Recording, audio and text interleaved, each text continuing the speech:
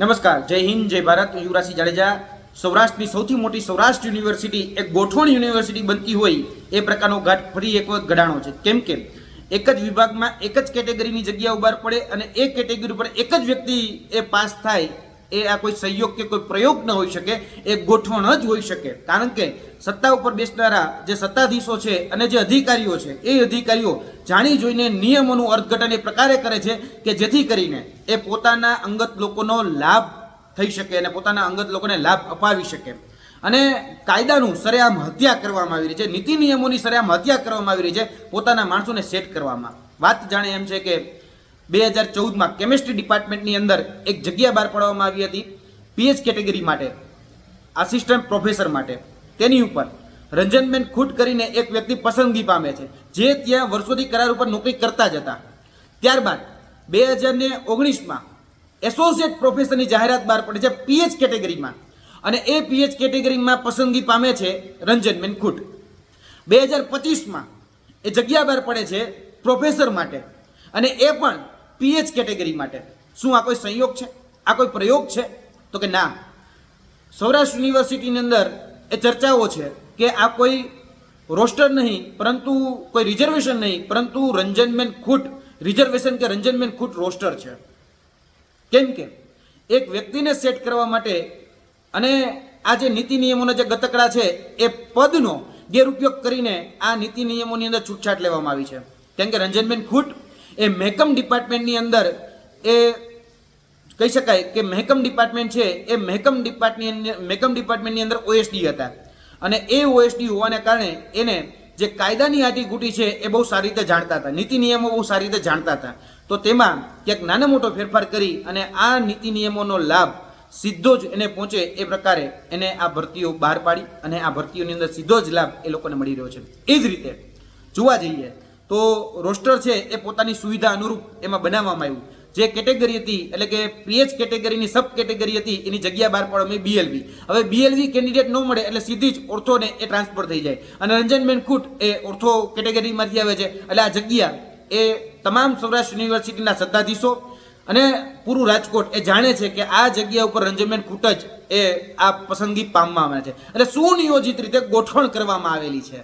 વાત બીજી કે તરલિકા ઝાલાવડિયા કરીને જે ત્યાં અધિકારી છે, તેને પણ આ જ રીતે ગોઠવણ કરી, જે સ્ટેચ્યુટી છે એનો ભંગ કરી અને પ્રોબેશન પર રહેલા પ્રોફેસરને મોસ્ટ સિનિયર ગણાવી અને જાહેર કરેલી હેન્ડશીપ એ અપાઈ છે.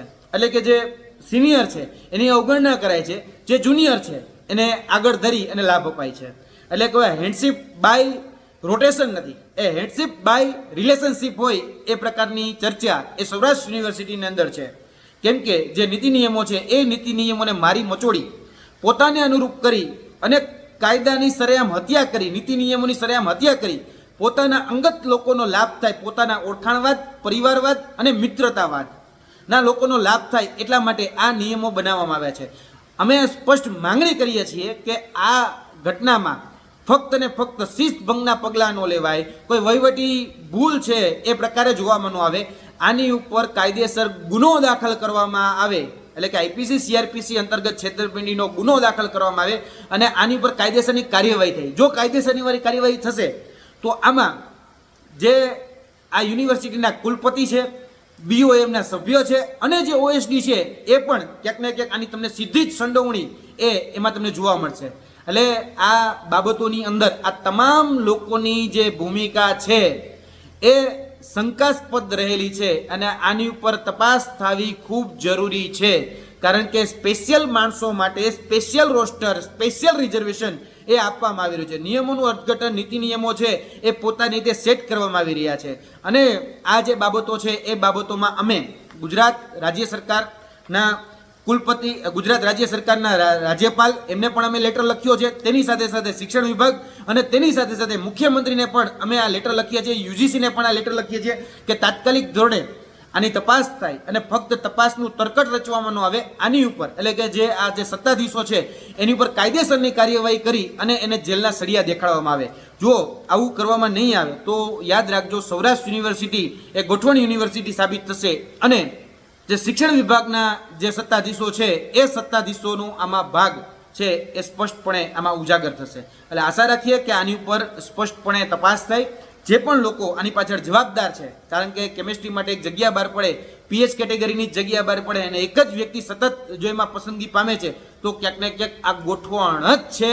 અને આ ગોઠવણમાં જે લાયકાત ધરાવનાર જે છે, એ હકદાર જે છે, એ ક્યાંક ને ક્યાંક વંચિત રહે છે અને ગેરલાયક, અને જે પદ ઉપર બેઠેલો વ્યક્તિ એ ક્યાંક ને ક્યાંક પોતાના પદનો ગેરઉપયોગ કરી અને પોતાના જે નીતિ નિયમો ઘડી અને પોતે જ આ પદ ઉપર લાગે અથવા તો પોતાના વાલા દવલા પદ ઉપર લાગે એ પ્રકારે નીતિ નિયમોની છૂટછાટ લે છે અને કાયદાનો સરેઆમ ભંગ કરે છે.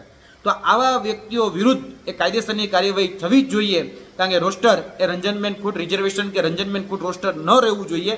એ રોસ્ટર બધા માટે સમાન હોવું જોઈએ, રિઝર્વેશન બધા માટે સમાન હોવું જોઈએ. કોઈ વ્યક્તિ માટે કાયદો અલગ ન હોઈ શકે. જો કાયદાનો સામાન્ય વ્યક્તિ પણ ભંગ કરે છે તો એના માટે પણ સજા છે.